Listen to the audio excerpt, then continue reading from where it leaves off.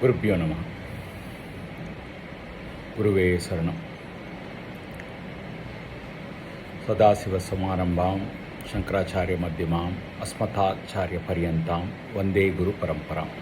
Basically says, right from the get-go, right from Sadashiva himself, continued by Shankaracharya in the Madhya, and since then in the continuation of the Gurus, this Guru Parampara continues, and because of that, the knowledge in its purest sense is being passed on without any problems. This is very important. Distortion of knowledge cannot happen, and that is why Vedas are important. Everything else is procedural. Whether you become a Vrudvashika Mani or, all that is a procedural ritual required, like a white lab coat, like doctors have certain dress code, like nurses in the hospital have a blue dress, green dress, whatever. Those are all codes. Beard, no beard, all that are codes. Nama, all that are, because it's all to protect the pineal and everything else. But the most important thing is the essence of the information, the knowledge of the truth. It cannot be distorted. And once that gets corrupted, then you don't have a reference, like a plumb line. When you build a building, how do you know the building is straight? You drop a plumb line. How do you know something is, accurate? You have a calibration methodology. You need, information like this to calibrate what, as a self, you are going through, because we are all Advaitis. Everybody is divine. But how to achieve the divinity, all that is what I'm going to briefly touch upon. It's almost tip of an iceberg tip, so you can explore. Spend 175 rupees, less than 3 masala dosas or 2 masala dosas. This is the knowledge of the ultimate. Spend money where it is required if you can. You go to a movie theater, you loan your car to get a drinks and a popcorn. No, I'm just making fun, because these days modern day movie affair is 2,000, 3,000 rupees. All that is right and required. Spend money. Even if you read one page of that book, it has paid for itself for many lifetimes. Anyway, that's my way of saying things. I will be saying things like that. So, no offense to anybody. So, what I would like to talk about here is a little bit about the Swami Vidyarenya. Before that, he was called as Madhvacharya, and he was actually a counselor for 3 of the kings, Harihara or Hakka 1, Bukha 1, and then Harihara 2. And then later on, he becomes a formal renunciate. And then he, at his ripe age, went on to write 2 philosophical pillar of works. One is Panchadashi, and the other is this one. Basically, how to be in this living life, one life, a Jeevan Mukta. What a wonderful treatise this is. And I'm just like a lollipop, I'm licking it. I've not even got to the finest taste. Like the ice cream, you just try to play with it. I'm just tasting it. It's a wonderful book. I recommend. For those who have got interest, and those who are not interested, just pass on, and that's fine. A Bhakti, a Rama Nama Japa will lead you there. Hare Krishna will lead you there. Sai Baba will lead you there. Or just doing your work, the purest kind of work, will lead you there. Everything is all connected, and you'll discover that over a period of time. And I am discovering Mumukshu I am, and I'm glad to be so. So before we get into that, I shared this content as a 7 stages, and I too need these technical terms. So, the 7 stages to achieve the realization is basically Subha Icha, the good desire. Icha is desire, Subha Icha, longing for truth. That has to start, and then once that longing comes, then automatically over a period of time, discrimination, an ability within you with your intelligence, buddhi and all, start happening. The Viveka, the discriminatory capability, the discernment. In English it is discernment, a beautiful word. or a discrimination of right and wrong. A BD smoking Nisargadatta is still a jnani, but a floating Osho, you will start questioning. There is something missing there, that kind of content. And then there is a point where both are all part of, as Ramana Maharshi said, Hitler is doing what Bhagavan wants him, the ultimate divine wants him to do. We are talking at a different levels now. So this Subha Ichcha, it itself has got, how does this Subha Ichcha, the longing for truth manifest? It has to manifest with Viveka, the discernment, and then it has to lead you to Vairagya. You have to let go of all the sensory pleasures and all that, including the intuition. So 6 senses, the 5 senses plus the 6th one, because intuition, when it starts coming, it's wonderful. It's the highest, because you can feel and sense what's going to happen, and you're tempted to play that. No, that's also, again, just like the Siddhis, you got to let them all go, all play. And then, Vairagya is letting that all go. The raga is all about, enjoying the sensories in the highest form. So music is one raga where you can reach God, but we'll skip that as an exception for now. So Subha Ichcha, the longing for truth, and then once you get past this Vairagya, the Shat means 6, Sampat means wealth. When you let go of the sensories, including the intuition, the 6th sense, that's when you get the Shat is the 6, Sampat is wealth. You have now got that stage. So that will lead you to mumukshatva, the deep desire, the wanting to, get to that phase, nothing else I will take but this. So that will lead you to vicharana, so analysis. And then bhakti is another way, we'll not talk about. Bhakti is a direct shortcut. You let go of everything and surrender and hang on to the divine. We can stop the discourse on bhakti right now, because that's all bhakti is, but it's not easy. We don't dissolve so easily our ego. So we got to understand this to some extent. So then, Tanu Mana Nashana. See, this mind has to lose its all wantings, and Manonashana, mind has to, the conscious mind. Subconscious mind, we are going to work on it, but the conscious mind has to lose its interest on other things, or else you are not going to progress. So that's, as you keep on doing vicharana, as you keep on doing dhyana, it will all work, because meditation is all about observing with your conscious mind whatever comes on that screen in your mind. So that happens, and that continues to happen. So with that, finally, you reach the stage of sattva prapti, or sattvapti. Basically, you have reached that sattva stage where you become pure, all that other gunas are cleansed. So sattvapti or sattva prapti, you attained sattva. So now in that pure state, automatically it will lead. I'm going to borrow these Sanskrit terms because I haven't mugged them. Asama Shakti. Basically, your ego is gone. Asama Shakti, that's the next stage, which is the stage 5 for those who are counting. Subha Ichcha, which itself will be due to Viveka, Vairagya, Shat Sampat, when you let go of the 6 senses. And then the second stage is Mumukshatva, Vicharana, Tano Mananashana, and Sattvapti, Asama Shakti, 5th one. And the 6th one is Padartha Bhavana. So everything, the objective outlook has to go. There is no more objectivity. That is when everything becomes self. You ask Ramana Maharshi, there is only one self here. How do I separate myself from you? We don't. There is only one self. This projection is seeing the rest of the world. That is not in words and not in verbalization. It is basically in the dissolved state of the mind. One feels that, So that is Padartha Bhava. Padartha means object. See, objectivity is gone. Objectivity is what keeps you as, I am this body, I am this mind, my child, my family, my this, my that, my country, my this. There is no such thing. It is, the Padartha objectivity is gone. Padartha Bhavana is gone.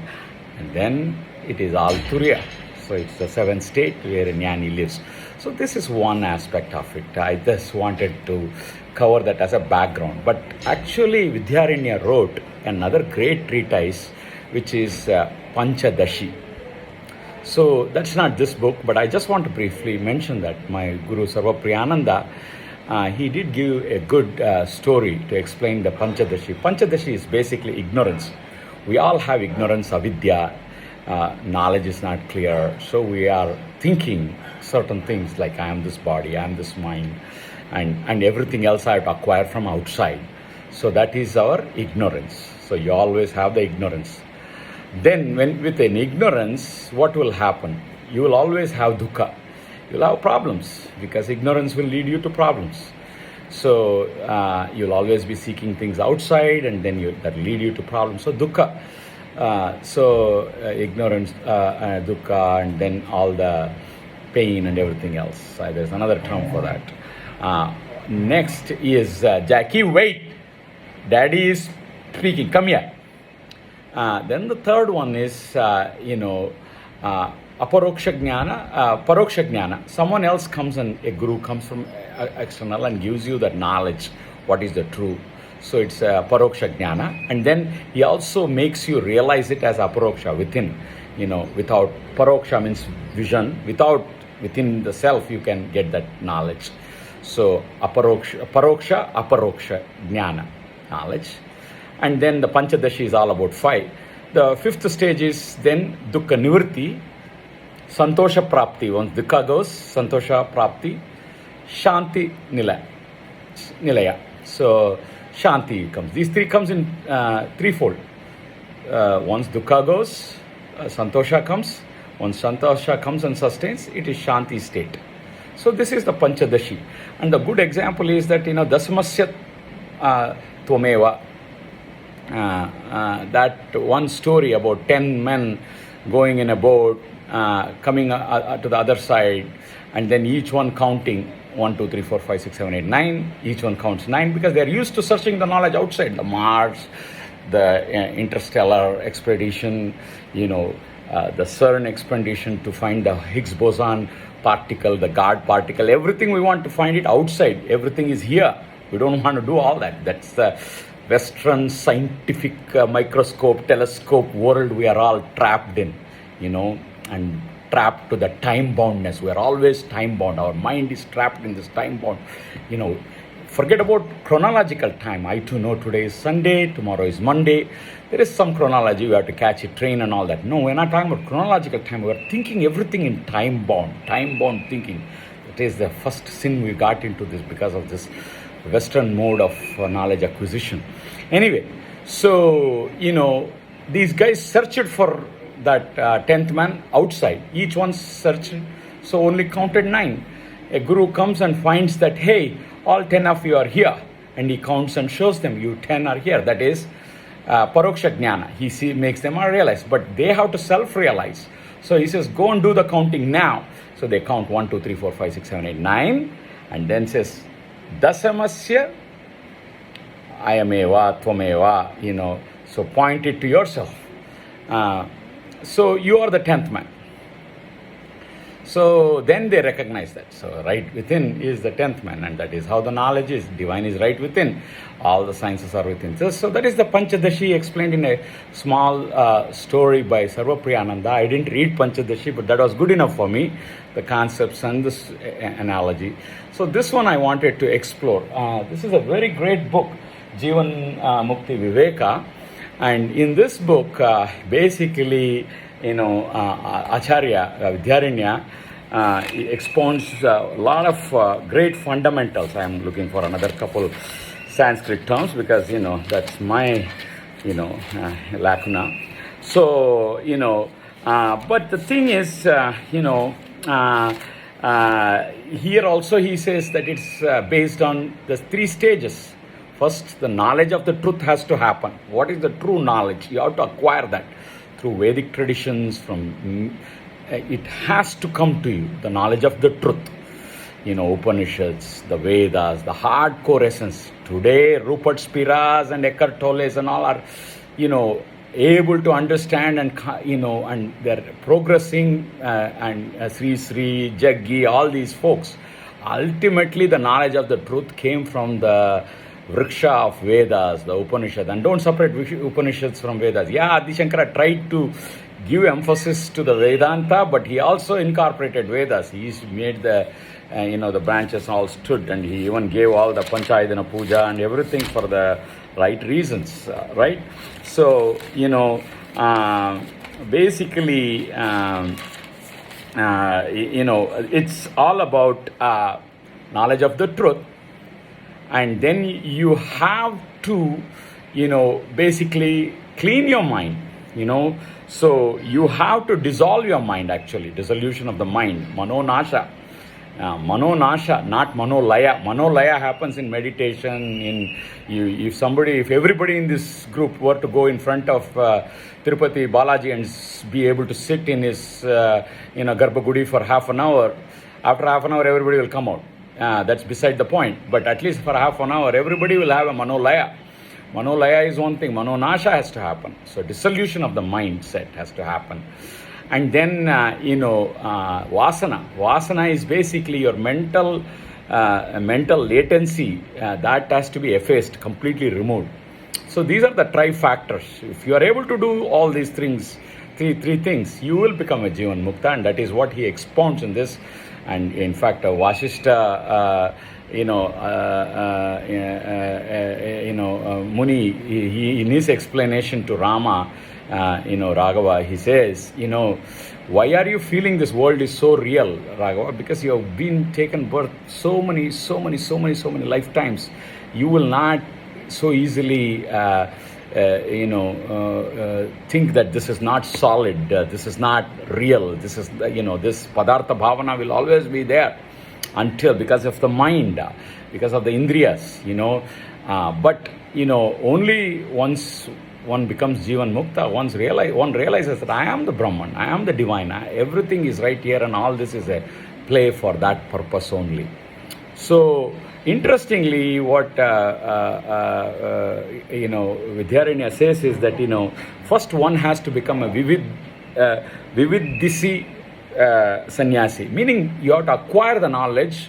Jackie Vaitma, you have to acquire the knowledge, and then you have to become vidvat sannyasi. You have to get past. So first you have to seek the the self to know. And then once you become the knower, it's similar to Drishya Viveka, which is Adi Shankara's great work, and which JK also said it in very eloquently. The observer is the observed, because everything is one. It's a pure jnani state of exclamation there. Observer is the observed. So Drishya Viveka is also that. So Vividisi sannyasi is the one who over many years of all this, acquisition gets that desire to know, and that is the beginning stage, and so that becomes your prerogative. And then, as I was speaking in the earlier 7 stages, everything else you let go to pursue that. And then Yajnavalkya, one of those sages who attained that apparently, as per Vidyarenya, you become the knower itself. Then you realize that I am the Brahman, I am, so you have to go through all these phases, those 7 phases which we started with. So, Jackie, give me 2 minutes, 2 minutes. So that's, basically a gem of a book. But again, interestingly, what Vidyarenya says is, interestingly, if you truly get the knowledge of the truth, you will have a control over your mind. Your mind will start dissolving. And once you lose the 2, automatically, the third one will also happen, which is basically your vasanas will go. Even any 2. So let us say you don't start with the knowledge of the truth. Let us say you're not having that background. So you don't start from there. But somehow in your progression, you have got an inclination to have a control over your mind, and then that mind control will automatically bring you to cleansing your latencies, the tendencies. Because once you understand what the mind is, you will let go of those impressions. What are those impressions? The vasanas. Vasanas are nothing but, I will say kleptomania. Everybody, I don't know. I have, played with kleptomania to a brief second. What is this kleptomania? The desire is just to take that. You have no purpose for that. There are very rich people who go and dine in big, big restaurants and they take that one little silver spoon. In fact, we all might have taken a soap or a shampoo from an expensive hotel. That is a kleptomania, in my opinion. Because, you have paid the bill, but why do you need that little shampoo? That is your tendency. So, once you understand that mindset, your vasana will reduce. Vasanas will reduce. So, basically, Vidyarenya, in fact, as I said, I have just started licking this lollipop. He says that once dissolution of the mind happens, the vasanas will reduce and automatically the knowledge of the truth will come to you. What is the truth? You don't need to read Vedas and all that. Or you start with Vedas and all that, it will lead you to dissolution of the mind and the vasanas. So he always says this, the two will lead you to the three. But to lead you to the two, you need to start with one. So it's very interesting. So I wanted to pass this, I'm going to put this in a YouTube because it's over 20 minutes. Hopefully, you all can enjoy this. And if I have mistaken something in Sanskrit, I'm a Sanskrit ignorant, I'm a Vedic ignorant. Besides Shuklam Bharadram, I don't know any Vedas, any mantras. But, these divine beings are helping me every day. God bless you all. Guruve Saranam.